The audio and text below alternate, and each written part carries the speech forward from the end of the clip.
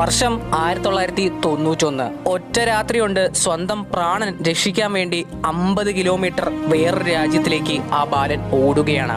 കൺമുമ്പിലാണ് സ്വന്തം വീട് കത്തി നശിക്കുന്നത് കണ്ടത്. ക്രൊയേഷ്യൻ വാർ ഓഫ് ഇൻഡിപെൻഡൻസ് ആ ബാലന്റെ മനസ്സിലുണ്ടാക്കിയ മുറിവ് ചെറുതൊന്നുമല്ല.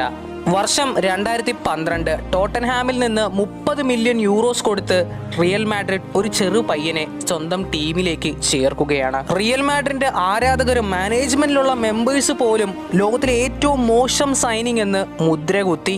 പക്ഷെ ഇതൊന്നും വകവയ്ക്കാതെ ആ പയ്യൻ ടീമിന് വേണ്ടി കഷ്ടപ്പെട്ട് കളിക്കുകയാണ്. സുഹൃത്തെ, കാലം തന്നെ ആ പയ്യനുള്ള മറുപടി കൊടുക്കുകയാണ്. വർഷം 2018 അന്ന് കളിയാക്കിയവർ തന്നെ ഈ ചെറുപ്പക്കാരന് ബാലൺ ഡിയോർ കൊടുത്ത് സമ്മാനിക്കുകയാണ്. സുഹൃത്തെ, ഞാൻ പറയുന്നത് വേറെ ആരെയും പറ്റിയല്ല, ലൂക്ക മോഡ്രിച്ച്. അന്ന് വിമർശിച്ചവരെ കൊണ്ട് ഇനി റയലിന്റെ മധ്യനിര ഭരിക്കാൻ മറ്റൊരാളില്ല എന്ന് തിരുത്തി എഴുതിച്ചവൻ.